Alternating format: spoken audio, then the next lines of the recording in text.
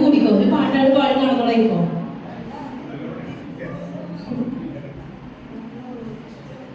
ഒരു സ്വരമല്ലല്ലോ പാട്ട് പാടിയിട്ട് ഉറക്കെ പാട്, ആരവൊക്കെ വേണ്ടേ? ഇനി ഒരാളെ തൊട്ടടുത്തുള്ള ഒരാളുടെ കൂടെ ആ ആളോട് കൂടെ കൈപ്പിടിക്കേ, എന്നിട്ട് ആളുടെ കൂടെ പാടി. ആ രണ്ടുപേരുടെ പാട്ട് ഡിസ്കസ് ചെയ്ത് രണ്ടുപേരും ഒരു പാട്ട് പാടി.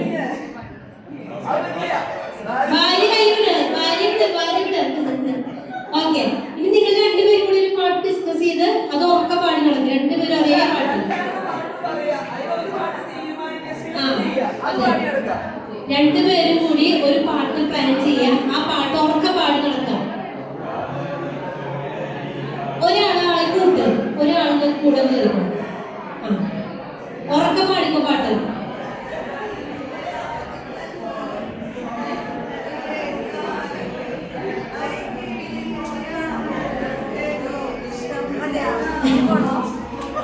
ഇനി ഒരു ഗ്രൂപ്പിലൂടെ കൂടെ കൂട്ട് 4 പേരാവും. ചില ഒരു ഗ്രൂപ്പിൽ മാത്രം 5 പേരാവും. ഒരാളെ കൂടി ഗ്രൂപ്പിൽ ആഡ് ചെയ്യാം. ഓക്കെ, ഇനി നിങ്ങൾ ഡിസ്കസ് ചെയ്ത് ഒരൊറ്റ പാട്ടാക്കുക നിങ്ങളുടെ ഗ്രൂപ്പ്. ഓക്കെ, പാടിക്കോ. ഏത് ഗ്രൂപ്പാണ് സ്ട്രോങ് നോക്കട്ടെ.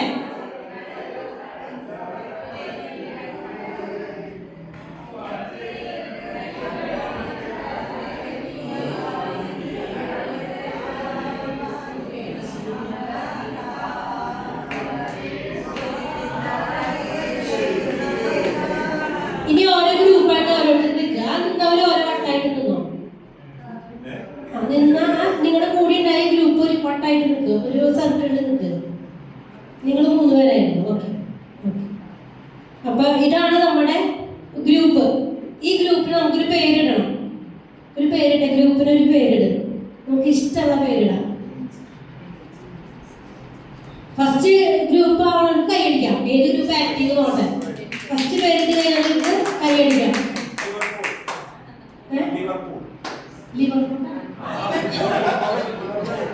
ഓക്കെ, നന്മ ഇട്ടാ കൈയടി ഒന്നുമില്ലല്ലോ, ക്ലാപ്പിടിക്കേ. ഓക്കെ, ഇനി ഒരു ലീഡറെ തിരഞ്ഞെടുക്കാം. ഗ്രൂപ്പിലൊരു ലീഡർ വേണം. ഗ്രൂപ്പിലൊരു ലീഡർ.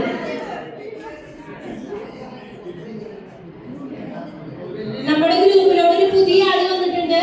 പേര് ഒന്ന് പരിചയപ്പെടുത്താമോ?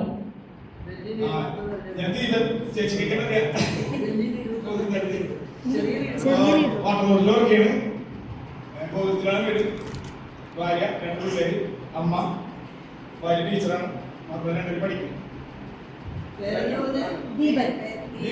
ദീപൻ. പിന്നെ ഗ്രൂപ്പോട് കൂടി ഇനി നിങ്ങളുടെ സ്ഥലം ഗ്രൂപ്പോട് കൂടി ഗ്രൂപ്പ് വൈസ് എത്തിയാൽ മതിയില്ലേ? നിങ്ങൾ ഗ്രൂപ്പ് വൈസ് നിങ്ങളുടെ ബാഗ് സാധനമൊക്കെ എടുത്ത് ഈ ഗ്രൂപ്പ് വൈസ് ആയിട്ട് നിങ്ങളുടെ സ്ഥലത്ത്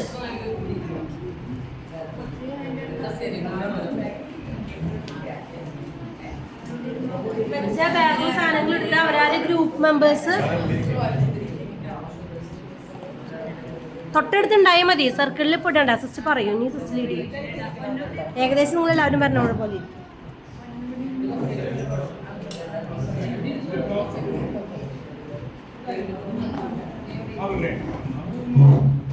മൈക്ക്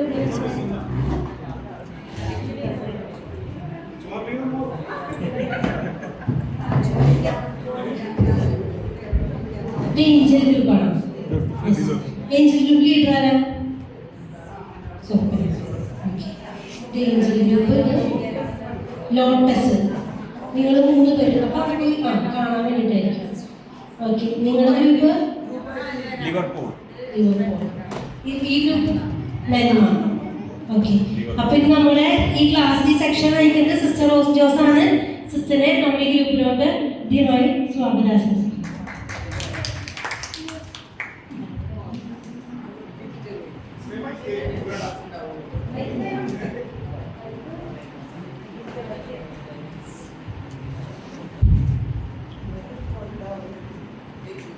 Gracias.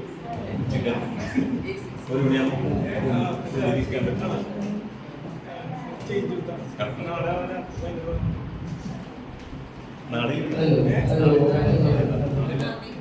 21.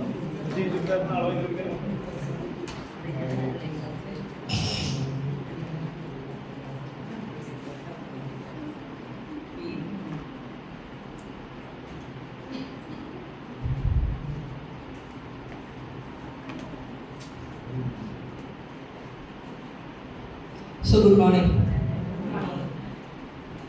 ഇവിടെ ഫാൻ ഇല്ലാത്തതുകൊണ്ടിരിക്കുന്നതാണോ അത് അല്ല ഗ്രൂപ്പ് വൈസ് ഒന്ന് കയറിയിരിക്കും അവിടെ ഇരിക്കും. കുഴപ്പമില്ല. ഫാൻ കൂടുതൽ കിട്ടുന്ന സ്ഥലത്തേക്ക് ഇരുന്നോ. നല്ല വൃത്തിയായിട്ട് കയറിയിരിക്കണം. ഇവിടെ അവിടെ ഇരിക്കാൻ പറ്റില്ലെങ്കിലും ഇവിടെ ഇരിക്കാൻ കുഴപ്പമില്ല. നിങ്ങൾ ഇഷ്ടമുള്ളത് ഇരിക്കും, നോ പ്രോബ്ലം. അപ്പോൾ നമുക്കിനി ഏതാണ്ട് 6 മാസത്തോളം നമ്മളിങ്ങനെ ഇടയ്ക്കൊക്കെ കമോൺ കാണും. നമ്മുടെ വിഷയം എന്താണ്? CCP. ഞങ്ങളുടെ ഒരു ഓൾഡ് സ്റ്റുഡൻറ്റ് വരുന്നുണ്ട്. ഇവിടെ ഓൾറെഡി പഠിച്ചു പോയ ഒരു സ്റ്റുഡൻ്റാണ്. പേര് കേട്ട ഇലക്ട്രീഷ്യൻ ആണ്. ഇലക്ട്രീഷ്യൻ കമ്പനി നടത്തുന്നതാണ്, കോൺട്രാക്ടറാണ്. ഇവിടെ മിടുക്കനാണ്. എപ്പോൾ വിളിച്ചാലും ഞങ്ങൾക്ക് പ്രസൻ്റ് ആകുന്ന ഞങ്ങളുടെ ഒരു കുഞ്ഞനിയനാണ് കപിൽ.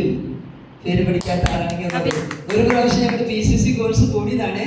ഇപ്പോൾ ഗവൺമെൻറ്റിൻ്റെ SRC കിട്ടിയപ്പോൾ അതൊന്ന് പഠിക്കാൻ ആഗ്രഹം. അപ്പോൾ എന്ത് മോട്ടിവേഷൻ ആണെന്നാണ് എനിക്ക് തോന്നുന്നത്. കപിൽ ഇവിടെയൊന്നും നിൽക്കേണ്ട ആളല്ല, പോയി ഉന്നതങ്ങളിലേക്ക് പോകേണ്ട ആളാണ്. ഒരുപാട് അറിഞ്ഞൂടാ നമ്മുടെയൊക്കെ ഉള്ളിലിരിക്കുന്ന ആശയങ്ങൾ. ഞാൻ ഓർക്കുന്നുണ്ട്, ഞങ്ങളുടെ കൂടെ സീനിയറായിട്ട് പഠിച്ച ഒരു എന്തിൻ്റെ പേര് ഞാൻ മറന്നുപോയി, സൂപ്പർ സീനിയറായിട്ട്. ഞാൻ മ്യൂസിക് കോളേജിൽ അങ്ങനെ ഡിഗ്രി പഠിച്ചു. നിങ്ങൾ പേര് പറഞ്ഞു, സിസ്റ്റർ റോസ് ജോസ്. എൻ്റെ official name Shandy, doctor Shandy KJ എന്നാണ്. അപ്പോൾ സൂപ്പർ സീനിയറായിട്ട് പഠിച്ച ഒരു ഷിജു ആണോ ഷിബു ആണോ എന്ന് എനിക്ക് ഓർമ്മയില്ല. ഇദ്ദേഹം ഒരു കമ്പനി ഡിഗ്രി കഴിഞ്ഞിട്ട് പിന്നെ എന്തൊക്കെയോ കോഴ്സുകളൊക്കെ പഠിച്ച ഒരു കമ്പനിയുടെ ഡയറക്ടറായിട്ട് വർക്ക് ചെയ്യുന്നു. 55 വയസ്സായപ്പോൾ റിട്ടയർ ചെയ്തു. അത് പിന്നെയാണ് വയസ്സൊക്കെ കൂട്ടി 60 ആയത്. അപ്പോൾ റിട്ടയർ ചെയ്ത് കഴിഞ്ഞപ്പോൾ അദ്ദേഹത്തിൻ്റെ സൈക്കോളജി ഡിഗ്രി കഴിഞ്ഞ ആൾക്കൊരു മോഹം ഉണ്ടായിരുന്നു, MSc സൈക്കോളജി പഠിക്കണമെന്നും MPhil ചെയ്യണമെന്നും സൈക്കോളജിസ്റ്റ് ആണെന്നൊക്കെ ആഗ്രഹമുണ്ടായിരുന്നു. അന്ന് അതിനുള്ള അവസരം ഉണ്ടായില്ല, വീടിൻ്റെ സാഹചര്യം. ആൾ റിട്ടയർ ചെയ്ത് കഴിഞ്ഞപ്പോൾ ആൾ എന്ത് ചെയ്തു? ആൾ പോയി PG പഠിച്ച് MNSP റാഞ്ചി യൂണിവേഴ്സിറ്റിയിൽ. അന്ന് ഈ സൈക്കോളജി ഞങ്ങളൊക്കെ പഠിക്കുന്ന സൈക്കോളജി എന്ന് പറയുന്നത് പ്രൈവറ്റായിട്ട് പഠിക്കാനേ പറ്റില്ല. കോളേജ് ആകെ UC കോളേജിൽ മാത്രമേ ഡിഗ്രി ഉള്ളൂ. പിന്നെ PG ഉള്ളത് കേരള യൂണിവേഴ്സിറ്റിയിലും കാലിക്കറ്റ് യൂണിവേഴ്സിറ്റിയിലും മാത്രമാണ്. അപ്പോൾ നമുക്ക് അഡ്മിഷൻ കിട്ടാൻ വെരി ഡിഫിക്കൽട്ട്. 30 സീറ്റാണ് BA സൈക്കോളജിക്ക് ഉള്ളൂ. ഇന്നിപ്പോൾ ചവറ് പോലെ സൈക്കോളജിക്കൽ കോഴ്സുകളാണ്. അന്ന് അങ്ങനെയല്ല. അപ്പോൾ അത്ര ഭയങ്കര ബുദ്ധിമുട്ടുള്ള സമയമാണ്. അപ്പോൾ അഡ്മിഷൻ കിട്ടാത്തതുകൊണ്ട് വീണ്ടും സാഹചര്യം കൊണ്ടൊക്കെ പഠിക്കാൻ പറ്റില്ല. ഇയാൾ ഇത് കഴിഞ്ഞിട്ട് PG പഠിച്ച് MPhil ചെയ്യാൻ പോയി. MNSP എന്ന റാഞ്ചിയിൽ MNSP ക്ലിനിക്കൽ സൈക്കോളജിസ്റ്റായിട്ട് വർക്ക് ചെയ്യാം. അപ്പോൾ പുള്ളി അത് പഠിക്കാൻ പോയി, MPhil പഠിക്കാൻ പോയി. അത് വലിയൊരു കാര്യമാണ്. എന്നിട്ട് ആൾ മിടുക്കനായിട്ട് 55 വയസ്സ് കഴിഞ്ഞതിന് ശേഷം 10-20 ആൾ വർക്ക് ചെയ്തു. അപ്പം അതുപോലെ നമ്മളൊക്കെ ഒരാഗ്രഹം. നാൾ ഞാൻ PhD ചെയ്യണമെന്ന് തോന്നുന്നു. കാലിക്കറ്റ് യൂണിവേഴ്സിറ്റിയിൽ ഒരു മനുഷ്യൻ നല്ല കാലത്ത് എനിക്ക് പഠിക്കാൻ പറ്റിയില്ല സിസ്റ്റർ. അതുകൊണ്ട് ഞാൻ ഇപ്പോൾ പഠിക്കാം. 70 വയസ്സായി അയാൾ PhD ചെയ്തുകൊണ്ടിരിക്കുക. എന്തിനാണ് ഞാൻ PhD ചെയ്യണമെന്ന് വെച്ചാൽ അതിൻ്റെ ഒരു മോഹം മാത്രം. ചിലപ്പോൾ എന്നെ കൊണ്ടൊന്നും PhD ചെയ്യാൻ പറ്റില്ല. പക്ഷേ എൻ്റെ life satisfaction is very big. അതുകൊണ്ട് ഞാനത് എൻ്റെ പിള്ളേരൊക്കെ കല്യാണം കഴിഞ്ഞു, ഒരാൾ അച്ഛനായി, എല്ലാ ഉത്തരവാദിത്വവും കഴിഞ്ഞു. ഇനിയിപ്പോൾ ഞാൻ പഠിച്ചുകൊണ്ടിരിക്കുക. കൊച്ചിനെ പോലെ ഇരുന്ന് അത് PhD ചെയ്യാണ്. ഡോക്ടർ ആവണമെന്നുള്ള ആഗ്രഹം, ഡോക്ടറേറ്റ് എടുക്കണമെന്നുള്ള ആഗ്രഹമാണ് തീർത്തു. ഇവിടെ ഇരിക്കുന്ന നിങ്ങളിൽ പലരും ഇങ്ങനെയൊക്കെ വലിയ വലിയ കൊച്ചു പൂർത്തീകരിക്കാൻ പറ്റാത്ത മോഹങ്ങളായിട്ടായിരിക്കും ചിലർ വന്നിട്ടുണ്ടാവും. ചിലർ ആരെങ്കിലുമൊക്കെ നിർബന്ധിച്ച് വന്നിട്ടുണ്ടാവും. എനിവേ എന്തെങ്കിലും നന്മ ചെയ്യണമെന്ന് ആഗ്രഹിച്ച് വന്നവരെ ഇവിടെ ഇരിപ്പുള്ളൂ. റൈറ്റ്? ശരിയാണോ? അതെ. ഈ ഒരു വീട്ടില് പശുവിനെയും വളർത്തുന്നുണ്ട്, പന്നീനെയും വളർത്തുന്നുണ്ട്. അപ്പോൾ ഒരു ദിവസം പശു പറഞ്ഞു പന്നിയോട്, എടാ പന്നി പശുവിനോട് പറഞ്ഞു, എടാ നീ എന്തൊരു ഭാഗ്യവാനാടാ. അതെന്താണോ നീ അങ്ങനെ പറയണേ? നിന്റെ അടുത്ത് എല്ലാ ദിവസവും രാവിലെ യജമാനൻ വരുന്നു, നിന്റെ അപ്പിയൊക്കെ വാരിക്കളയുന്നു, നിന്നെ കുളിപ്പിക്കുന്നു, കുളിപ്പിച്ചതും കൂടാണ്ട് മേത്ത് എണ്ണ വെട്ടുന്നു, അത് കഴിഞ്ഞ് ഇഷ്ടം പോലെ ഭക്ഷണം തരുന്നു, തലോടുന്നു. എന്തൊക്കെ കാര്യങ്ങളാണ് നിന്റെ അടുത്ത് ചെയ്യണേ. നീ സ്വർഗത്തിലല്ലേ വാഴണേ? എന്നെ ഒന്ന് ആലോചിച്ച് നോക്കി. ഈ ചീഞ്ഞ നാറിയ കുഴിയിൽ ഇവരുടെ എല്ലാ വേസ്റ്റുകൾ കൊണ്ടുവന്ന് തട്ടുന്ന കുഴിയിൽ എൻ്റെ മേത്താണ് ഇവർ വേസ്റ്റ് ഇടണേ. അത് തന്നെ ഞാൻ തിന്നണം, അത് തന്നെ വേസ്റ്റ്. ഈ വേസ്റ്റിൽ കിടന്ന് ഞാൻ കുഴഞ്ഞു മറിയാണ്. എന്തൊരു ഹതഭാഗ്യനാണ് ഞാൻ. പക്ഷെ ഒരു ഉത്തരം പറഞ്ഞു. അതെന്താണെന്ന് അറിയോ? നിങ്ങളോട് ചോദിക്കണേ, പറഞ്ഞുകൊണ്ടിരിക്കുന്നത്. പക്ഷെ എന്താ പറഞ്ഞാണ്, നിങ്ങളിങ്ങനെ സീരിയസ് ആയിട്ടിരിക്കുന്ന നമ്മുടെ കുട്ടികളല്ല, നിങ്ങളൊക്കെ വലിയ വലിയ ആളുകളാണ്, ഡയറക്ടേഴ്സും രജിസ്ട്രാറും ടീച്ചർമാരും എന്തെല്ലാം ജോലികൾ ചെയ്യുന്ന വലിയ വലിയ മനുഷ്യരാണ്. പറഞ്ഞേ. അതെ, നിന്നെ കൊണ്ട് ചത്തപ്പോ വേറുള്ളൂ, എന്നെ കൊണ്ട് ജീവിച്ചിരിക്കുമ്പോ വേറുള്ളത്. ഞാൻ ജീവിച്ചിരിക്കുമ്പോ പാല് കൊടുക്കുന്നുണ്ട്, അപ്പി കൊടുക്കുന്നുണ്ട്, അത് വളാണ് അല്ലേ, എന്തെല്ലാം കാര്യം എന്നെ കൊണ്ട്. നിന്നെ കൊണ്ട് എന്ത് ഉപകാരം ജീവിച്ചിരിക്കുമ്പോഴേ, അവിടെ നിനക്ക് ഈ വേസ്റ്റ് കൊടുക്കും തന്നെ. നമ്മളൊക്കെ ജീവിച്ചിരിക്കും എന്തെങ്കിലും നന്മ ചെയ്യണമെന്ന് വിചാരിച്ചിട്ടാണ് നിങ്ങളിവിടെ വന്നിട്ടുള്ളത്. ഇതൊരു 10-60 പേരുണ്ടെങ്കിൽ ഞങ്ങൾക്ക് 5 പൈസയ്ക്ക് പോകാറുള്ളൂ. ഇത് ഗവൺമെന്റ് ആണെന്ന് നിങ്ങൾക്ക് അറിയാലോ. അപ്പോൾ ഫുൾ ഫീസ് നിങ്ങൾ അടച്ചു കാണാം. അടച്ചില്ലേ? നിങ്ങൾ ഓൺലൈനിൽ പോയില്ലേ? അതിൽ നിന്നൊരു പങ്ക് ഞങ്ങൾക്ക് തരും. അത് ഞങ്ങൾക്ക് ഇവിടുത്തെ ചെലവിന് പോലും ഉണ്ടാവില്ല. ഞങ്ങളും എന്തെങ്കിലും നന്മ ചെയ്യാൻ വേണ്ടി ഈ കോഴ്സ് ചെയ്യുന്നത്. സത്യമായിട്ട് ഒരു 10-50 പേരുണ്ടെങ്കിൽ ഞങ്ങൾക്ക് അതിന് പകുതിയിൽ ലാഭം കിട്ടും. അല്ലെങ്കിൽ ഞങ്ങൾക്ക് ഒന്നുമില്ല, നഷ്ടം മാത്രമേ ഉണ്ടാവുള്ളൂ. പിന്നെ നിങ്ങളുടെയൊക്കെ നല്ല മനസ്സുണ്ടെങ്കിൽ എന്തെങ്കിലുമൊക്കെ ഞങ്ങൾക്ക് കിട്ടും എന്ന് ഞാൻ വിചാരിക്കുകയാണ്. ഞാൻ പറഞ്ഞു വന്നത്, ജീവിച്ചിരിക്കുമ്പോൾ എന്തെങ്കിലും നന്മ ചെയ്യണമെന്ന് കരുതിയിട്ട് ഈ 6 ഗുണം നീളമുള്ള ഈ ഉടുക്കൂട്ട് ഞങ്ങൾ നടക്കണേ അല്ലേ? സൂര്യാനാണെങ്കിൽ നടക്കണോ? ചൂട്, എത്ര ചൂടാ. ചിലത് ഞാൻ ഈ സാധനം വലിച്ചു പിടി കളഞ്ഞ് ഫ്രീ ആയിട്ട് ഈ പിള്ളേർ കിടക്കണ പോലെ ഇതൊക്കെ ഇട്ട് നടന്നാലും ട്രൗസർ ഷർട്ടൊക്കെ ഇട്ട് നടക്കാനുള്ള കൊതി എനിക്ക് തോന്നാറുണ്ട്, ചൂടിൻ്റെ ആധിക്യം കൊണ്ട്. പക്ഷെ അതല്ല, ഇപ്പോൾ പോലീസുകാർ നോക്കി ഫുൾ ടൈം ഈ ഇടുക്കി പൊറിച്ച ഒരു സാധനം ഇട്ട്. ഇന്നലെ ഒരു പോലീസുകാരെ ഒരു കേസുമായി ബന്ധപ്പെട്ട് ഏത് പറഞ്ഞൊരു തമാശ ഉണ്ടായിരുന്നു. കൗൺസിലിംഗ് ഒരു കേസുമായി ബന്ധപ്പെട്ട് പ്രമാദമായ കേസ് ആവാൻ സാധ്യതയുള്ളൊരു കേസ്. നിർഭാഗ്യവശാൽ ഞാൻ അതിലൊരു മെമ്പറായി പോയി. 2 പേരും ഇവിടെ വന്നു ആഘോഷിച്ചതുകൊണ്ട് അത് കേസ് അന്വേഷിക്കാൻ വേണ്ടി വന്നതാണ്. അപ്പോൾ പുള്ളിക്കാരൻ പറയുന്നത്, എൻ്റെ ഒരു ദിവസം ഞാനൊരു കേസുകാരനെ പിടിച്ചു. അയാൾ പിടിച്ചു കഴിഞ്ഞപ്പോൾ ഞാൻ ചോദിച്ചു, അതിൽ എന്താ പണിയെന്ന് ചോദിച്ചു. അപ്പോൾ പറഞ്ഞു, സാറേ എനിക്ക് ഈ വണ്ടിയിൽ പോയിട്ട് ഇങ്ങനെ പച്ചക്കറി വിൽക്കില്ല, പഴങ്ങൾ വിൽക്കില്ല, പച്ചക്കറി വിൽക്കില്ല, നിങ്ങൾക്ക് എന്ത് ദിവസം ചോദിച്ചു. അപ്പോൾ അത് കുഴപ്പമില്ല, ഒരു 4000-6000 ഇടയിൽ ഒരു 1 ഡേ ചിലവ് കഴിഞ്ഞ് എനിക്ക് ലാഭമുണ്ടോ. അപ്പം പോലീസുകാർ അത്യാവശ്യം ദിവസം കിട്ടുന്നത്, പിന്നെ എനിക്ക് അത്ര കിട്ടുന്നത്. പോലീസുകാരൻ പറയാം, ദൈവമേ, ഞാൻ വിചാരിച്ച എൻ്റെ പൊന്നു സിസ്റ്റർ ഇതിക്ക് പിടിച്ച ഡ്രസ്സ് വിട്ട് ഫുൾ ടൈം ഞാനിങ്ങനെ ഓടി നടന്ന് കാലത്ത് ഓടിക്കും 18 മണിക്കൂർ പണിയെടുത്ത് വിളിക്കുമ്പോൾ ഓടിപ്പോയി പണിയെടുത്തിട്ട് ഞങ്ങൾക്ക് ആകെ ഒരു ദിവസം 2000 രൂപയാണ്. ശരിയല്ലേ പോലീസ്? 2000 രൂപ ദിവസം കിട്ടുന്നവരെ അവൾക്ക് 4000 രൂപ കിട്ടുമെന്ന് അവനെ പിടിക്കാൻ പോയി ഞാൻ. അപ്പം ഞാൻ വിചാരിച്ചു, ഈ സാധനങ്ങൾ ഊരി കളഞ്ഞ് ഫ്രീ ആയിട്ട് അവൻ്റെ പോലെ ഒരു വണ്ടി മേടിച്ച് ഞാൻ ഇതിന് പച്ചക്കറി വിറ്റാലോ എന്ന്. സോ നമ്മുടെ എല്ലാവരുടെയും മനസ്സിൽ എപ്പോഴും ഫ്ലക്ച്വേറ്റിംഗ് തോട്ട്സ് ഒരുപാട് കമാൻഡ് ഉണ്ടാവും. കല്യാണം കഴിഞ്ഞ ആളുകൾ കഴിയോ, ഈ മനുഷ്യനെങ്കിൽ കുട്ടികളോ എൻ്റെ കുടുംബത്തൊക്കെ തീർന്ന എങ്ങനെ ഈ നമുക്കിത് ഇതൊന്ന് മാറാൻ പറ്റുന്ന സാധ്യത ഉണ്ടായിരുന്നെങ്കിൽ അത് തോന്നാറുണ്ടോ? ഇല്ലേ? അല്ലേ? എനിക്ക് ചിലപ്പോൾ തോന്നണ്ട, അല്ല ഞാനൊന്ന് കല്യാണം കഴിച്ചാൽ എന്താകുമായിരുന്നു എന്റെ പോന്നെ എന്നാ ചെക്കൻ്റെ എന്ന് നിങ്ങൾക്ക് പറയാട്ട. നല്ല പെണ്ണ. ഞാൻ പറഞ്ഞു വന്നത്, നമുക്ക് എല്ലാവർക്കും ഫ്ലക്ച്വേറ്റിംഗ് കർത്താവിശ്വസിലേക്ക് പോലും ഉണ്ടായിരുന്നു. ഞാൻ കർത്താവിനെ പറഞ്ഞത് എനിക്ക് കൂടുതൽ കർത്താവിനെ അറിയാവുന്നതുകൊണ്ടാണ്. മതം മാറ്റാനൊന്നുമല്ല കേട്ടോ, തെറ്റിദ്ധരിക്കരുത്. എൻ്റെ ഈശോയെ പറയാൻ എനിക്ക് പറ്റാത്തതുകൊണ്ടാണ്. അപ്പോൾ കർത്താവിശ്വസിക്ക് അവസാന നിമിഷത്തിൽ പോലും തോന്നി എന്താർത്ഥം? എൻ്റെ ദൈവമേ എന്തുകൊണ്ട് നീ എന്നെ ഉപേക്ഷിച്ചു? അപ്പടി ദൈവത്തിലാണ് ലോകത്തെ രക്ഷിക്കുന്നു പറഞ്ഞു വന്ന ജനനം തുടങ്ങിയ അത്ഭുതങ്ങളുടെ കളികളായിട്ട് വന്ന പുത്രന് പോലും ആ മൊമെന്റിൽ തോന്നി, എന്തുകൊണ്ട് നീ എന്നെ. This is human being. കർത്താവിൻ്റെ ഒരു മനുഷ്യൻ. അതുകൊണ്ട് അദ്ദേഹത്തിന് നമ്മുടെ വേദന അറിയാൻ പറ്റണേ. അടുത്ത നിമിഷം, അങ്ങനെ പറഞ്ഞ അടുത്ത നിമിഷം കർത്താവ് പറയണ, പിതാവേ എല്ലാം പൂർത്തിയായി. എല്ലാം പുരുഷനാണ് അവസാനത്തെ, എല്ലാം പൂർത്തിയായി. എൻ്റെ ആത്മാവിനെ അങ്ങേക്ക് ഞാൻ സമർപ്പിക്കുന്നു. അപ്പൊ നീ എന്നെ ഉപേക്ഷിച്ചു എന്ന് പറഞ്ഞ അവിടെ പിതാവിനെ കാണാതെ തന്നെ ഉപേക്ഷിച്ചു എന്ന് പറഞ്ഞത് അപ്പൊ തന്നെ തിരിച്ചു പറയാണ്. തോട്ട് മാറി. എന്താണ് thought? You are there. I know you. Surrender. അതാണ് മനുഷ്യൻ. നമ്മളിങ്ങനെ എപ്പോഴും ഇങ്ങനെ ഫ്ലക്ച്വേറ്റ് ചെയ്ത് നമ്മളിങ്ങനെ നടക്കുക. നമുക്കൊരു തോട്ടിൽ ഒരു സ്ഥിരത കിട്ടണമെന്ന് നമ്മൾ ആഗ്രഹിച്ചിട്ട് കാര്യം ഇല്ല. പക്ഷെ ആത്യന്തികമായിട്ട് ഞാൻ എന്ന് പറയുന്ന വ്യക്തി ഞാൻ തന്നെ. പറഞ്ഞേ, ആത്യന്തികമായിട്ട് ഞാൻ എന്ന് പറയുന്ന വ്യക്തി ഞാൻ തന്നെ. ഇതാണ് ഇന്ന് നിങ്ങളുടെ ഈ CCP എന്ന് പറയുന്ന സർട്ടിഫിക്കറ്റ് കൗൺസിലിംഗ് സൈക്കോളജി, അതാണ് നിങ്ങളുടെ കോഴ്സിന്റെ പേര്. ഇനി ഇത് ഈ 6 മാസം പഠിച്ചു കഴിഞ്ഞാൽ നിങ്ങൾക്ക് ഇതിന്റെ 1 ഇയർ അഡ്വാൻസ്ഡ് കോഴ്സ് പഠിക്കാം. ഇനി വേറെ ഒന്നും വേണ്ട. മറ്റൊരു ഡിഗ്രി പഠിച്ച് PG പഠിച്ച് ഇതിലൊന്നും പാടാണ്. ഇതൊന്നും ഇല്ലാണ്ട് ആ ഡിഗ്രിയുടെ ഒരു ഫീല് ഇത് കഴിയുമ്പോൾ നിങ്ങൾക്ക് കിട്ടും. അത് കഴിയുമ്പോൾ നിങ്ങൾക്ക് ആ ഡിപ്ലോമ കോഴ്സ് കൂടി പഠിച്ചാൽ നിങ്ങൾ സൂപ്പറായിട്ട് നിങ്ങൾക്ക് സൈക്കോളജി കൗൺസിലിംഗ് ഒരുവിധം നല്ല സെറ്റപ്പിൽ നിങ്ങൾക്ക് എത്താൻ പറ്റും. ഇതിന്റെ തന്നെ അഡ്വാൻസ്ഡ് കോഴ്സ് SRC തന്നെ ചെയ്യുന്നുണ്ട്. ഞാൻ പറഞ്ഞു വന്നത്, ഇന്ന് നമ്മൾ ഇവിടെ എടുക്കുന്ന 3 വിഷയമാണ് നിങ്ങൾക്ക് ഇതിൽ പഠിക്കാനുള്ളത്. ഒന്നാമത്തെ വിഷയം എന്താണ്? Basic psychology. രണ്ടാമത്തെ വിഷയം എന്താണ്? Fundamentals of counselling psychology. അതാണ് നിങ്ങളുടെ മെയിൻ ബ്രാഞ്ച്. മൂന്നാമത്തെ എന്താണ്?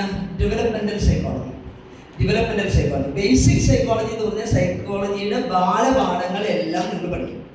ഇൻട്രൊഡക്ഷൻ ടു സൈക്കോളജി, എന്താണ് ജനറൽ സൈക്കോളജി, അത് ഞങ്ങളിവിടെ ഇതിനു മുമ്പ് ഒരു BCC, അതായത് SRCയുടെ പരീക്ഷ എഴുതാത്ത ആരവിടെ വന്നിട്ടുള്ളത്? SRCയുടെ പരീക്ഷ എഴുതാത്ത സിസ്റ്റർ മാത്രമല്ല, ഓൺലൈൻ വഴി രജിസ്റ്റർ ചെയ്യാത്ത ആളുകൾ നിങ്ങൾ 2 പേരും വന്നു. 3 പേര്. ആരൊക്കെയാണ്? SRC രജിസ്റ്റർ ചെയ്തിട്ടില്ല. പിന്നെ തോമസും ജെസി, പിന്നെ 3 ആളുകളോ? സിസ്റ്റർ ചെയ്ത അറിയില്ല. അപ്പം 2 ഗ്രൂപ്പുണ്ട് ഇവിടെ, സാരമില്ല. അപ്പം ഞാൻ പറഞ്ഞു വന്നത്, ഈ 3 വിഷയത്തിൽ ഇന്ന് നമ്മൾ എടുക്കാൻ പോകുന്നത് കൗൺസിലിംഗ് സൈക്കോളജിയാണ് ഇന്ന് നമ്മൾ എടുക്കാൻ പോകുന്നത്. ബേസിക് സൈക്കോളജി അടുത്ത 2 ദിവസം ബേസിക് സൈക്കോളജി. അത് നിങ്ങൾ പഠിച്ചില്ലെങ്കിൽ നിങ്ങൾക്ക് ഒന്നും മനസ്സിലാവില്ല. ഈ കൗൺസിലിംഗ് സൈക്കോളജി പിന്നെ നിങ്ങൾക്ക് വായിച്ചാൽ മനസ്സിലാവും. പക്ഷെ ബേസിക് സൈക്കോളജി നിങ്ങൾ കൃത്യമായിട്ട് ആ ക്ലാസ്സുകൾ മുടങ്ങാതെ അറ്റൻഡ് ചെയ്യണം. ഒരു വിഷയത്തിന് 15 മണിക്കൂറാണ് ക്ലാസ്സും പഠനവും എല്ലാം കൂടി. ഒരു ഡേ മൊത്തം നമ്മൾ നോക്കുമ്പോൾ 15 മണിക്കൂറാണ് ഒരു ദിവസം, അല്ല ഒരു വിഷയം.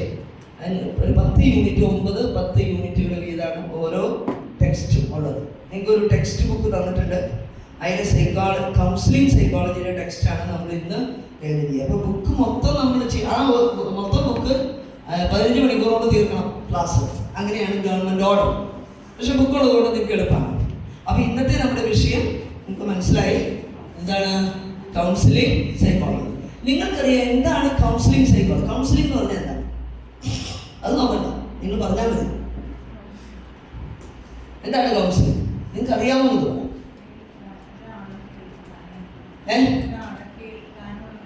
ഒരാളെ കേൾക്കാനുള്ള ഒരു സന്മനസ്, അല്ലേ? കേൾക്കലാണ് കൗൺസിലിംഗ്. Very good. ഒന്ന് കൈയടിച്ചേ. പിന്നെ ഉപദേശമാണ് കൗൺസിലിംഗ്. പിന്നെ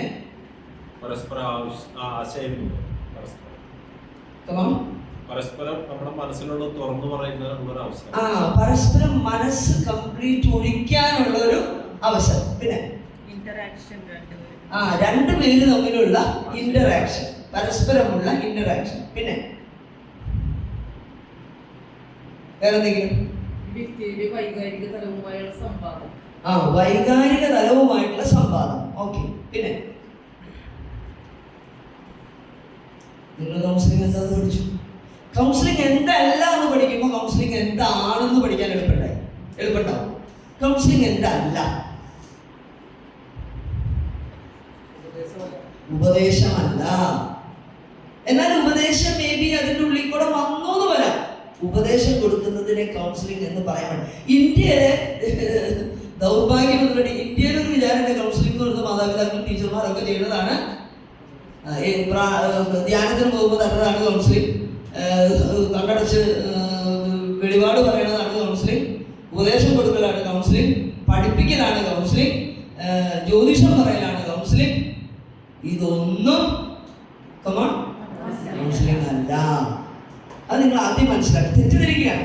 ഞാൻ കൗൺസിലിങ്ങിന് പോയി. എവിടെ കൗൺസിലിങ്ങിന് പോയി? അവിടെ ഒരു ബ്രദർ ഇരിപ്പുണ്ട്, അല്ലെങ്കിൽ അവിടെ ഒരു ചേച്ചി ഇരിപ്പുണ്ട്. അതുകൊണ്ട് ഞാൻ അവിടെ കൗൺസിലിങ്ങിന് പോയി. ആ ബ്രദർ ഇങ്ങനെ പറഞ്ഞു, ആ ചേച്ചി ഇങ്ങനെ പറഞ്ഞു, ആ സിസ്റ്റർ ഇങ്ങനെ പറഞ്ഞു, ആ അച്ഛൻ ഇങ്ങനെ പറഞ്ഞു. കൗൺസിലിംഗ് കൗൺസിലിംഗ് എന്ന് പറയുമ്പോൾ എന്താണ്? അപ്പൊ ഈ മൊഡ്യൂൾ നമ്മൾ എന്താ എയിം ചെയ്യണേ? The basic skill needed to understand the concept of counselling. ഇതിൽ പറയുന്ന സാധനം നിങ്ങൾ എഴുതിയിരിക്കണ്ട, ഞാൻ വായോണ്ട് എക്സ്പ്ലെയിൻ ചെയ്യണമെന്ന് നിങ്ങൾ എഴുതിയിട്ടോ. ഈ പറയുന്നതെല്ലാം ഞാൻ ആ ബുക്ക് വെച്ചിട്ട് ഒന്ന് ഷോർട്ട് ടൺ ചെയ്ത ഒരു നോട്ട് പവർ പോയിന്റ് ആക്കിയതേ ഉള്ളൂ.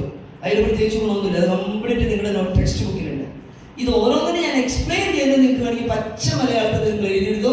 അപ്പോൾ നിങ്ങൾക്ക് എഴുതാനായിട്ട് പരീക്ഷ എഴുതാൻ മലയാളത്തിലോ ഇംഗ്ലീഷിലോ നിങ്ങൾക്ക് എഴുതാൻ എളുപ്പമാണ്.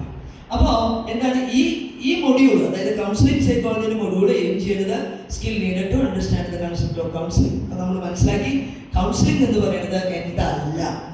ഇനി എന്താണ് counselling? Counselling refers to professional services provided to an individual who is facing a problem and need help to overcome the problem.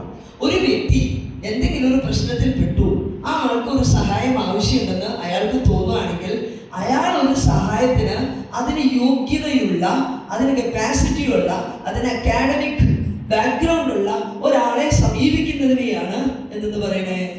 Counselling. അല്ലാണ്ട് അയ്യോ ഞാനിങ്ങനെ വീണാൻ പോയതിന് ഇനിയിപ്പോൾ എന്ത് ചെയ്യാം, അയ്യോ വന്നത് നീ അങ്ങനെ പോയിട്ടില്ല ഇങ്ങനെ വന്നത്, നിനക്ക് അതിലൊന്നും നടക്കാൻ പാടില്ല, നിനക്ക് ഇതിലൊന്നും നടക്കാൻ പാടില്ലേ, അപ്പോൾ നിനക്ക് പ്രോബ്ലം ഉണ്ടാവില്ലല്ലോ എന്ന് പറയുന്നതാണോ കൗൺസിലിംഗ്? അല്ല.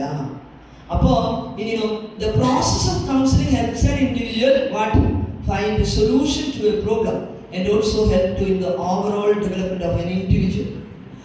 നമ്മുടെ അടുത്ത് വരുന്ന ഒരു വ്യക്തി, അതായത് എനിക്ക് തോന്നുകയാണ് എനിക്ക് ഈയിടെയായിട്ട് ഡിസിഷൻ മേക്കിംഗ് ഒരു ഇഷ്യൂ ഉണ്ട്, എനിക്ക് ഡിസിഷൻ മേക്കിംഗ് സാധിക്കുന്നില്ല, ആ ഡിസിഷൻ മേക്കിംഗ് സാധിക്കുന്നില്ലാത്തതുകൊണ്ട് എനിക്കൊരു ഹെൽപ്പ് ആവശ്യമെന്ന് എനിക്ക് തോന്നുകയാണ്.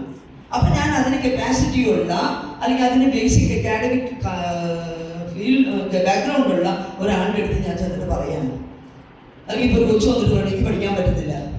എന്താണ് പഠിക്കാൻ പറ്റാത്തത്? അതെനിക്കറിയാൻ പാടില്ല, പഠിച്ചു വന്ന് എൻ്റെ ഓർമ്മയിൽ നിൽക്കുന്നില്ല, ഞാൻ എന്തോറും കഷ്ടപ്പെട്ടാൽ പഠിക്കുന്നത്, മണിക്കൂറുകളിലിരുന്ന് പഠിക്കുന്നുണ്ട് എന്നൊരു കൊച്ചു പറഞ്ഞു.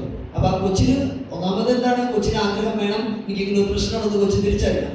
ചിലപ്പോൾ കൊച്ചു വരുന്നത് പ്രശ്നമായിട്ടായിരിക്കില്ല, അവൻ്റെ പ്രശ്നമൊന്നും പറയില്ല, വീട്ടിലെ സാഹചര്യം കൊണ്ടാണ് എനിക്ക് പഠിക്കാൻ പറ്റാത്തത്. എന്താണ് വീട്ടിലെ സാഹചര്യം? അപ്പനും അമ്മയും വഴക്കുണ്ടാക്കും, അതുകൊണ്ട് എനിക്ക് പഠിക്കാൻ പറ്റുന്നില്ല.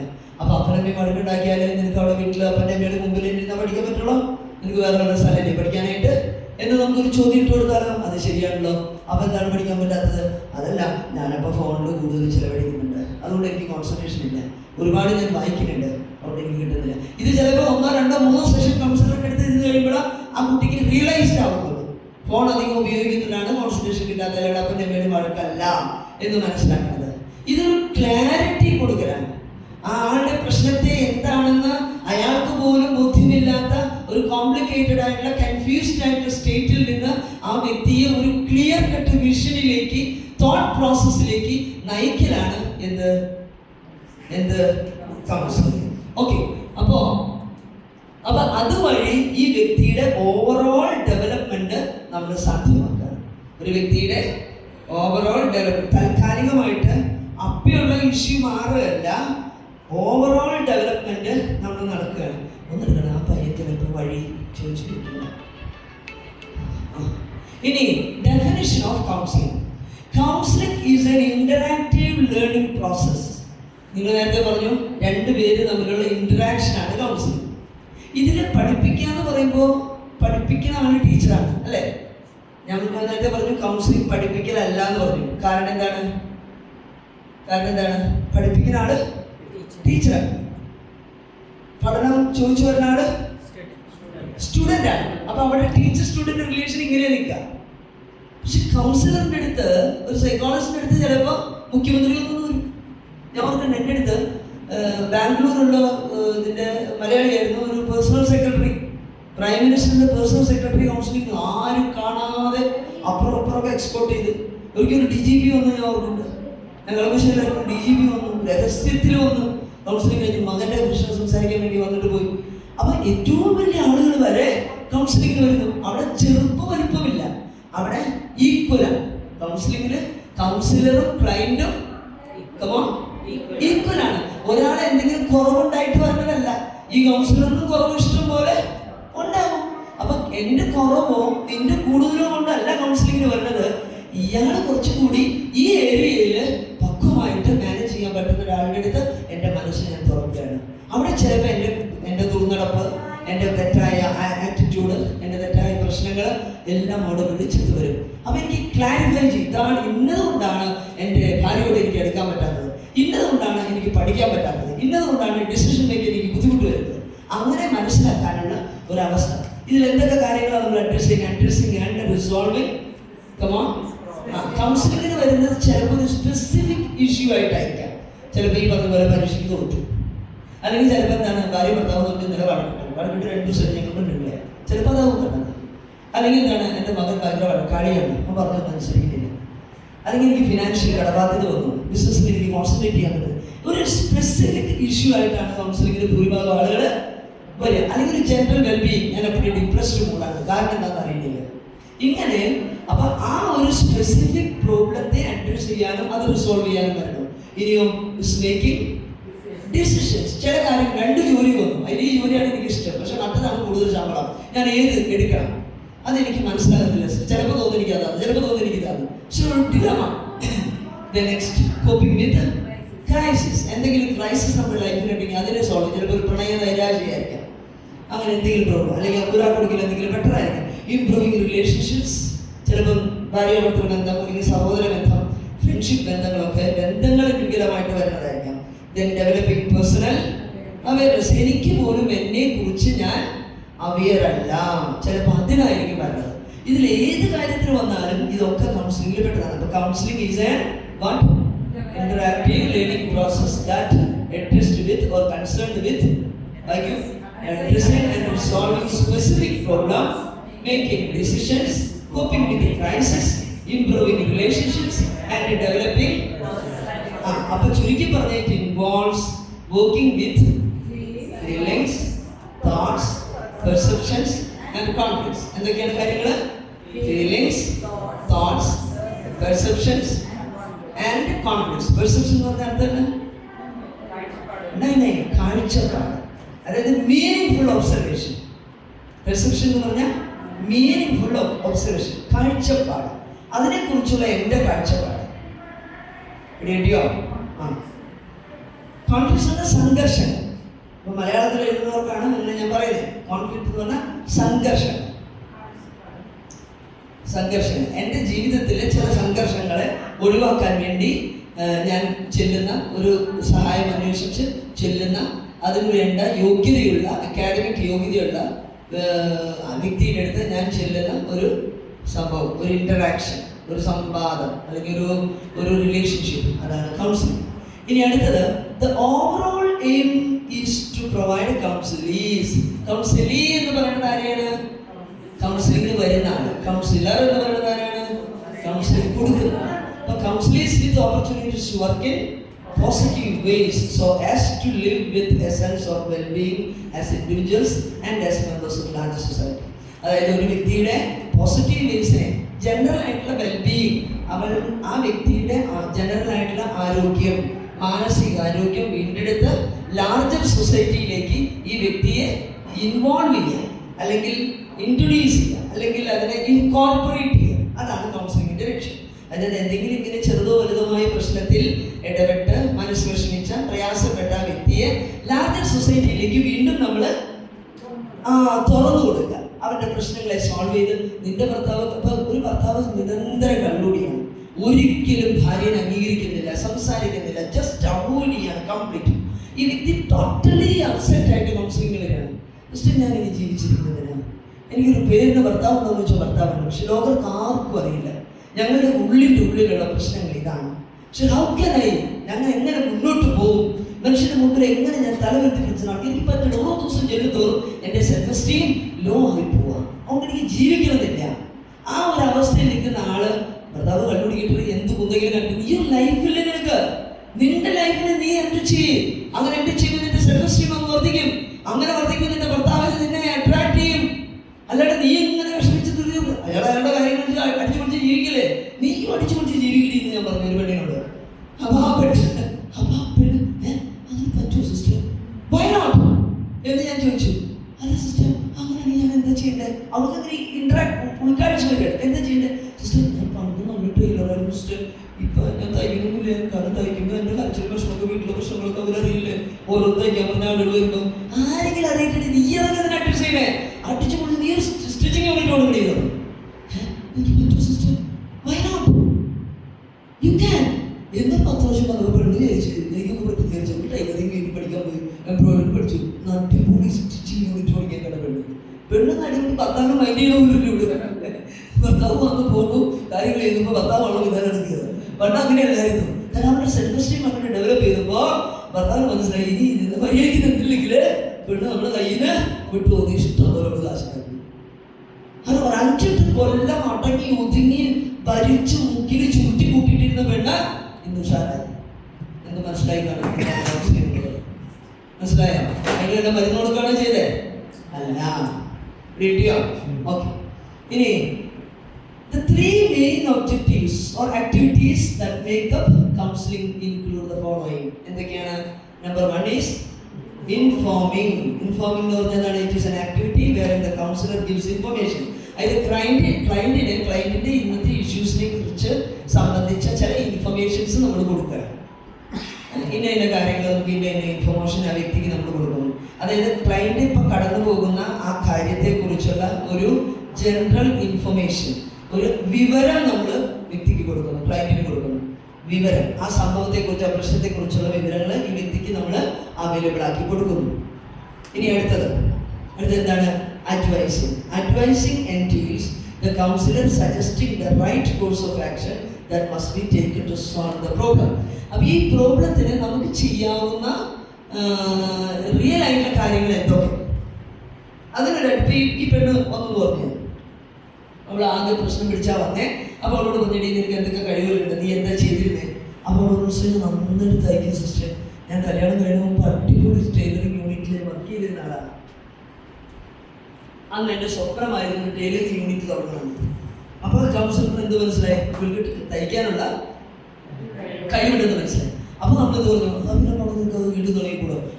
അതെങ്ങനെയാണ്? ഭർത്താവിൻ്റെ ഒരു ഹെൽപ്പൊന്നിലാണ് അങ്ങനെ ചെയ്യാൻ പറ്റുമോ സിസ്റ്റർ? പണ്ട് എൻ്റെ അപ്പ എല്ലാം എനിക്ക് ചെയ്തു തന്നിരുന്നു. എൻ്റെ അപ്പന് ഞാൻ അത്ര ബന്ധമായിരുന്നു, ഇപ്പം എനിക്കത് കിട്ടണില്ല. സോ നീ എന്തി അങ്ങനെ പറയണേ? അതിന് പറ്റിയ ഒരാളുണ്ടല്ലോ, നീ ഇവിടെ നല്ല ടൈലറിംഗ് ഉണ്ടെന്നൊരു ലേഡിയുണ്ട്, ആ ലേഡിനെ ഒന്ന് പോയി കണ്ടേ, ഒന്ന് പരിചയപ്പെട്ടെ. അപ്പോൾ ചിലപ്പോൾ നമ്മൾ വെറുതെ പറയണതാവും. അങ്ങനെ 3-4 കാര്യങ്ങൾ നമ്മൾ പറയുമ്പോൾ ആ കുട്ടി അതിൽ നിന്നൊക്കെ അബ്സോർബ് ചെയ്ത് കാണും. അപ്പം ചിലപ്പോൾ ചില സജഷൻസ് നമ്മൾ കൊടുക്കുന്ന ചില സജഷൻസ്, നോട്ട് ഡിസിഷൻസ് ആരുടെ എപ്പോഴും കൗൺസിലിംഗ് ചെയ്യണോ കൗൺസിലറിൻ്റെ ആണോ ഡിസിഷൻ? കൗൺസിലിംഗ് ചെയ്യണം. കൗൺസിലറിന് അതിൽ ഒരു റോളും ഇല്ല. നമ്മൾ നമ്പർ 1, 2, 3 ഇതിൻ്റെ ഇൻട്രസ്റ്റിംഗ് ഫീൽഡ് പറഞ്ഞു, അവൾ ആർട്ടിസ്റ്റാണെന്ന് പറഞ്ഞു, നന്നായി ട്യൂഷൻ പഠിപ്പിക്കുന്നു പറഞ്ഞു, എന്താണ് പോസ്റ്റ് ഗ്രാജുവേഷൻ കഴിഞ്ഞ കുട്ടിയാണ്. അവൾ വെറുതെ ഇരുന്ന് നേരം കളയാണ്. നല്ല ക്ലാസ് ടോപ്പറായിട്ട് 5 റാങ്കിനുള്ളിൽ പെട്ടിരുന്ന കുട്ടിയാണ്. അവിടെ ഈ കാലം അത്ര 5-8 വർഷം കല്യാണം കഴിഞ്ഞിട്ട് വെറുതെ കുത്തിയിരുന്നു. അവളുടെ ബുദ്ധിയൊക്കെ അവൾ വെറുതെ കളഞ്ഞു. അപ്പോൾ നിങ്ങൾക്ക് ട്യൂഷൻ ക്ലാസ് തുടങ്ങി കൂടെ? നീ ഏറ്റവും നിന്റെ റിസോഴ്സസ് ഒക്കെ എന്താ? അതാണ് നമ്മൾ പറയേണ്ടത്. എന്താ പറയണ്ടേ? അവളുടെ കയ്യിൽ ഇപ്പോഴുള്ള റിസോഴ്സസ് എന്താണ്? അത് നമ്പർ 1 പ്രയോറിറ്റൈസ് ചെയ്യും. നമ്പർ 1, 2, 3, 4 ഇതിലേത് ചെയ്താലാണ് നിങ്ങൾക്ക് കൂടുതൽ സുന്ദരമായിട്ട് മുന്നോട്ട് പോവുക. അത് നമ്മൾ പറഞ്ഞു കൊടുത്താൽ, ചിലപ്പോൾ നമ്മൾ സജസ്റ്റ് ചെയ്താൽ അവൾ അതിൽ നിന്ന് ഒന്ന് എടുക്കും. അത് അവളെ പ്രശ്നത്തെ സോൾവ് ചെയ്യാനായിട്ട് അവളെ ഹെൽപ്പ് ചെയ്യും. The next is counselling. അപ്പോൾ informing, advising or suggestion giving suggestions. Then counselling. എന്താണ് counselling? Involves helping the client understand his needs. എന്താണ് ആ വ്യക്തിയുടെ നീഡ് എന്നുള്ളത് അവൾ കൃത്യമായിട്ട് മനസ്സിലാക്കും. Providing the necessary help so that the client can take the right decision. ഇവ 2-3 ഓപ്ഷൻ നമ്മൾ വെച്ചാൽ അതിൽ നിന്ന് റൈറ്റ് ഡിസിഷൻ എടുക്കാൻ ക്ലയന്റിനെ സഹായിക്കുന്നു അല്ലെങ്കിൽ സാധിക്കുന്നു. ആ ഓപ്ഷൻ എന്താണെന്ന് കണ്ടെത്താനും അതിൽ നിന്നൊരു പ്രധാനപ്പെട്ട ഐഡിയ എടുക്കാനായിട്ട് അവിടെ സഹായിക്കുന്നു. അല്ലാതെ നമ്മൾ കണ്ണടച്ച് പറയുന്ന ഡിസിഷൻ ആയിരിക്കില്ല ആ വ്യക്തിയെ സംബന്ധിച്ച് ശരിയായിട്ടുള്ള കാര്യം. ചിലപ്പോൾ വിഷ്വലൈസേഷനിൽ ആ പാർട്ടിക്ക് തോന്നുന്നത് ഇതാണ്, പക്ഷെ പ്രാക്ടിക്കലി അതല്ല. ഇപ്പോൾ ടൈലറിങ് എനിക്ക് നന്നായിട്ട് അറിയാം, എൻ്റെ പാഷനാണ് ടൈലറിങ്. പക്ഷെ ഞാൻ ടൈലറിങ് യൂണിറ്റ് ഇതിന് മുമ്പ് നടത്തിയിട്ട് പൊളിഞ്ഞു പോയിട്ടുണ്ട്. പക്ഷെ ഇപ്പം എനിക്കിപ്പോൾ വീണ്ടും തോന്നുന്നു അത് തന്നെ ചെയ്യണമെന്ന്. പക്ഷെ ഇവരുടെ സ്കില്ല് കിടക്കുന്നത് ചിലപ്പോൾ ട്യൂഷനിലായിരിക്കാം. കിട്ടിയോ? അപ്പോൾ ഒന്ന് അനലൈസ് ചെയ്യാൻ ചിലപ്പോൾ ആ വ്യക്തിയെ നമ്മൾ സഹായിക്കേണ്ടി വരും. Okay, to assist a person come on to face any challenging situation with a positive frame of mind. ഞാൻ ഓർക്കുന്നു, എൻ്റെ അടുത്ത് കൗൺസിലിങ്ങിന് ഒരു 10-15-12 കൊല്ലം മുമ്പ് ഞാൻ ഈ ഫീൽഡിൽ 94 തുടങ്ങി ആക്റ്റീവാണ്. MSc കഴിഞ്ഞപ്പോൾ തുടങ്ങി. അത് കഴിഞ്ഞ് കുറേ നാൾ കഴിഞ്ഞിട്ടാണ് PhD പോയത്. അപ്പോൾ ഒരിക്കലും മനുഷ്യൻ വന്ന്, അദ്ദേഹം ഒരു മുസ്ലിം സമുദായത്തിൽപ്പെട്ട മനുഷ്യനാണ്. അദ്ദേഹം ആത്മഹത്യ ചെയ്യാനായിട്ട് 1 ട്രയൽ നടത്തി പൊളിഞ്ഞു. ആളുകൾ കണ്ടുപിടിച്ച് വെച്ച് കൊണ്ടുവന്നു. അങ്ങനെ പലരുമായിട്ട് ബന്ധപ്പെട്ടാണ് എൻ്റെ അടുത്ത് പറഞ്ഞത്. വന്നത് എന്തിനാണെന്ന് വെച്ചാൽ ഒരു ഡെക്കറേഷൻ യൂണിറ്റ് കൊടുക്കായിരുന്നു. അതായത് ഈ കല്യാണത്തിന് ഇവൻറ്റ് മാനേജ്മെൻറ്റിൻ്റെ സ്റ്റേജ് അലങ്കാരത്തിൻ്റെ കോൺട്രാക്ടറായിരുന്നു. ഇയാളുടെ കീഴിൽ 10-15 പണിക്കാരുണ്ടായിരുന്നു. വലിയ വലിയ പ്രോഗ്രാംസ് ഒക്കെ ചെയ്യുന്ന ആളായിരുന്നു. ഇയാൾക്ക് ഗൾഫിൽ പോകാനൊരു മോഹം വന്നു. കൂട്ടുകാരൻ പറഞ്ഞു നമുക്ക് ഗൾഫിൽ പോകാമെന്ന് പറഞ്ഞു. അങ്ങനെ എന്നപ്പോൾ നല്ല ജോലിയൊക്കെ കിട്ടുമെന്ന് പറഞ്ഞു. ഇയാൾ ഈ മെറ്റീരിയൽ കംപ്ലീറ്റ്, അപ്പോൾ ഇയാളുടെ കൂടെ വർക്ക് ചെയ്തിരുന്ന പയ്യൻ എന്നാൽ എനിക്കതൊക്കെ താഴെ ഞാൻ മേടിക്കാം സാറേ. ഇയാളുടെ കൂടെ കൂട്ടു ജോലിക്കാരനാണ്. അയാൾ ഈ സാധനങ്ങളൊക്കെ മേടിച്ച് ആ കാശൊക്കെ ഒപ്പിച്ച് അന്ന് കൊണ്ടുപോകാൻ കാശൊക്കെ കൊടുത്ത് ഇയാൾ ഗൾഫിൽ പോയി. ഗൾഫിൽ പോയി കഴിഞ്ഞാൽ അവിടെ ചെന്ന് 2 കൊല്ലം കഷ്ടപ്പെട്ട് നിന്ന് ലോൺ കൊടുത്തു. അതിൻ്റെ ഇടയിൽ ഈ കിട്ടിയ കാശ് കഴിഞ്ഞില്ലേ, ലോൺ കൊടുത്തു, ഉള്ളതൊക്കെ കളഞ്ഞാണ് പോയത്. അവിടെ ചെന്ന് പ്രോപ്പറായിട്ടുള്ളൊരു ജോലി ഇയാൾക്ക് കിട്ടിയില്ല. അങ്ങനെ 2 കൊല്ലം കൊണ്ട് ഇയാൾ പപ്പരയായി. ഒരു 10 പൈസ ലോൺ അടയ്ക്കാതെ അയാൾ തിരിച്ചു നാട്ടിൽ. ഇനി അയാൾക്ക് വീണ്ടും ഈ പണിക്കാരൻ്റെ കൂടെ ജോലിക്ക് പോകണം. അത് അവന് ചിന്തിക്കാൻ പറ്റുന്നില്ല. അവൻ്റെ പണിക്കാരൻ്റെ കൂടെ വീണ്ടും അവനെ മുതലാളിയാക്കിയിട്ട് ഇവൻ ജോലിക്കാരനെ കൊണ്ട് പറ്റുന്നില്ല. അപ്പോൾ ഒന്ന് ചോദിച്ചു, ഇനി എനിക്ക് വേറെ ഒരു പണി എനിക്കറിയില്ല, എനിക്കറിയാവുന്ന ഈ പണി മാത്രമേ ഉള്ളൂ. ആ പണി എൻ്റെ പോവുകയും ചെയ്തു. ഇനി ഈ സാധനങ്ങളൊക്കെ സെറ്റ് ചെയ്യാൻ, ഈ സ്റ്റേജിൻ്റെ സാധനങ്ങളൊക്കെ സ്വന്തമായിട്ടുണ്ടായിരുന്നാണ്, അതൊക്കെ സെറ്റ് ചെയ്യാൻ എന്തോറും കാശ്. ഇനി 10 പൈസ ലോൺ എടുക്കാൻ ഒരു വഴിയില്ല. അതുകൊണ്ട് എന്ത് ചെയ്യും? കൗൺസിലിങ്ങിന് വന്നു. നമ്മുടെ ഏതായാലും കൗൺസിലിങ്ങിന് ശേഷം അവൻ തീരുമാനിക്കുകയാണ്, എൻ്റെ ഈ കൂട്ടുകാരുടെ കൂടെ തന്നെ ഞാൻ മുതലാളി പണിക്കാരനായിട്ട്, പണിക്കാരൻ്റെ കൂടെ, പണിക്കാരനായ മുതലാളിയുടെ കൂടെ ഞാൻ പണിക്കാരനായിട്ട് ജോലിക്ക് പോകാനുള്ള ഒരു മാനസിക സാന്നിധ്യം അയാൾക്ക് ഉണ്ടായെന്നുള്ളതാണ്. എന്തു വന്നാലും ഞാൻ ഫേസ് ചെയ്യും. അങ്ങനെ അവൻ അവൻ്റെ കൂടെ പണിക്ക് പോയി, ജോലിക്ക് പോയി. വിതിൻ 6 months ആ ചെക്കൻ, അവൻ്റെ ഭാര്യ ഇറ്റലിയിലായിരുന്നു, അവന് ഇറ്റലിയിലേക്ക് പോകാനുള്ള ഒരു സ്കോപ്പ് കിട്ടിയപ്പോൾ അയാൾ പറഞ്ഞു, എന്നെ സഹായിച്ചതല്ലേ, ഇത് മുഴുവനും നിനക്കിരിക്കട്ടെ എന്ന് പറഞ്ഞു. നിനക്ക് കാശ് ഉണ്ടാവുമ്പോൾ തന്നാൽ മതി എന്ന് പറഞ്ഞു. ആ യൂണിറ്റ് മൊത്തം അയാളെ ഏൽപ്പിച്ചു. അയാൾ മുതലാളിയായി. വീണ്ടും അയാൾ വലിയൊരു ഡെക്കറേഷൻ യൂണിറ്റ് ഒക്കെ ഇട്ട്, റോസ് ഡെക്കറേഷൻ, എൻ്റെ പേരൊക്കെ ഇട്ടിട്ട് അയാൾ എൻ്റെ അടുത്തേക്ക് കാർഡ് കടിച്ചിട്ട് വരുന്നത്. ഞാൻ പറഞ്ഞു അതൊക്കെ മാറ്റിക്കോ, അതൊക്കെ തമാശ പണിക്കല്ലേ. എന്നാൽ അയാളുടെ ഒരു ആഗ്രഹം, അയാളുടെ ഒരു നന്ദി സൂചകമായിട്ട്, ഒരു ഗ്രാറ്റിറ്റ്യൂഡ്. അങ്ങനെ ഡെക്കറേഷൻസ് ഒക്കെ പേരിട്ടിട്ട് വലിയ ഡെക്കറേഷൻ യൂണിറ്റായിട്ട് വന്നത് മിടുക്കനായിട്ട് വന്നത് ഞാൻ ഓർക്കുന്നു. 15 അല്ല 20-25 കൊല്ലം മുമ്പ് ഞാൻ കൂടെ ഇരിക്കുമ്പോഴായിരുന്നു. ഞാൻ സെയിൻറ്റ് ജോസഫ്സ് കോളേജിലായിരിക്കുമ്പോൾ. അപ്പം ഞാൻ പറഞ്ഞു വന്നത്, ചിലപ്പോൾ നമ്മുടെ ഒരു നോട്ടം, നമ്മുടെ ഒരു തലോടൽ, നമ്മുടെ ഒരു ചിന്ത കൊണ്ട് എത്രയോ ജന്മങ്ങളെ രക്ഷിക്കുന്നു. ഇവിടെ ഇരിക്കുന്ന പലരും അത്തരത്തിലുള്ളതാണ്. ഈ റിനിയൊക്കെ കാണുമ്പോഴേക്കും ഒരു ചിരി, പറയുന്ന പറഞ്ഞേക്കണം ആലോചിക്കാൻ കഴിയും, എന്നാലും കാണുമ്പോഴേക്കും ഒരു ചിരി കൊണ്ട്, ഒരു തലോടൽ കൊണ്ട്, ഒരു സഹായം കൊണ്ട് മറ്റു പലർക്കും വേണ്ടി അവരുടെ പ്രസവം നോക്കാനും അവരുടെ ജീവിതം രക്ഷിക്കാനും ആത്മഹത്യ രക്ഷിക്കാനൊക്കെ സഹായിച്ചുകൊണ്ട് നടത്തുന്ന ആളുകളാണ് പലരും. ഞാൻ റിനിയെ എനിക്ക് വളരെ പേഴ്സണൽ അറിയാവുന്നതുകൊണ്ട് പറഞ്ഞതേ ഉള്ളൂ.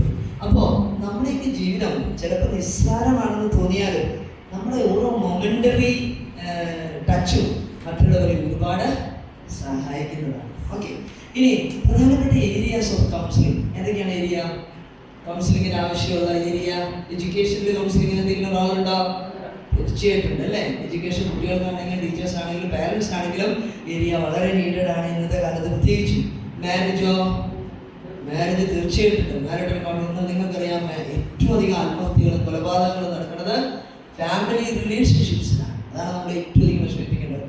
എന്തൊരു ഭീകരമായ ഞെട്ടിപ്പിക്കുന്ന വാർത്തകളാണ് ഓരോ ദിവസവും നമ്മുടെ പത്രങ്ങളിൽ കാണുന്നത്. ദെൻ പേഴ്സണൽ ലൈഫിലെ പ്രശ്നങ്ങൾ, പ്രോബ്ലംസ് ഫേസ് ചെയ്യാൻ പറ്റാത്തതിൻ്റെ പേരിൽ കുടുംബത്തോട് പ്രശ്നമില്ല, പക്ഷെ വ്യക്തിപരമായിട്ട് അയാൾ ശരിയല്ല. Then social field, societal problems നമ്മളെ ബാധിക്കുന്നു, സോഷ്യൽ ഈവിൾസ് നമ്മളെ ബാധിക്കുന്നു. അതിൻ്റെ ആൻസൈറ്റി പ്രശ്നങ്ങൾ, റിഹാബിലിറ്റേഷൻ, ഏതൊരു ആൽക്കഹോൾ അഡിക്റ്റ് ആയിട്ടുള്ള ഒരാൾ, അല്ലെങ്കിൽ ചിലപ്പോൾ കടബാധ്യതയിൽ വന്ന് വീട് ജപ്തി ചെയ്ത് പോയി വീണ്ടും അവിടെ റിഹാബിലിറ്റേറ്റ് ചെയ്യണം. അങ്ങനെ പലതരത്തിലുള്ള റിഹാബിലിറ്റേഷൻ ആവശ്യമുള്ള ആളുകൾ. വൊക്കേഷണൽ, അതായത് ജോലി സംബന്ധമായ കാര്യങ്ങൾ, വേണ്ടത്ര പഠനമുണ്ട് പക്ഷേ പറ്റിയ ജോലിയൊന്നും കിട്ടുന്നില്ല, അങ്ങനെ വൊക്കേഷണൽ ക്രൈസിസ് ഉള്ള ആളുകൾ. ഇങ്ങനെ ഏത് ഏരിയ ആയാലും നമുക്ക് എന്ത് വേണം? കൗൺസിലിംഗ് ആവശ്യമാണ്. ഇപ്പം മണിപ്പൂരെ അത് നമുക്ക് വേഗം പോയിട്ട് ചായ വെച്ചിട്ട് വരാം. അവിടെ ചായ വെച്ചിട്ടുണ്ട്, ഒരു കടിയും വെച്ചിട്ടുണ്ട്, അത് കഴിച്ചിട്ട്. അപ്പോൾ പോകുമ്പോൾ പേരൊക്കെ നല്ലോണം ഒന്ന് മിങ്കിൾ ചെയ്യണം. ഇനി നിങ്ങൾ കുറേ നാൾ നമ്മൾ ഒരുമിച്ച് നടക്കാനുള്ളതാണ്. അപ്പോൾ നിങ്ങൾ ഗ്രൂപ്പിനെ ആദ്യം പരിചയപ്പെടാം. ചായ കുടിക്കുമ്പോൾ പരിചയപ്പെടാം. 10 മിനിറ്റ് എടുത്ത് അവിടെ ആ കാണുന്നത് ടോയ്ലറ്റാണ്. ആവശ്യമുള്ളവർക്ക് ടോയ്ലറ്റിൽ പോവാം. അവിടെ വെള്ളം കുടിച്ച് ചായ കുടിച്ചു കൊടുക്കും.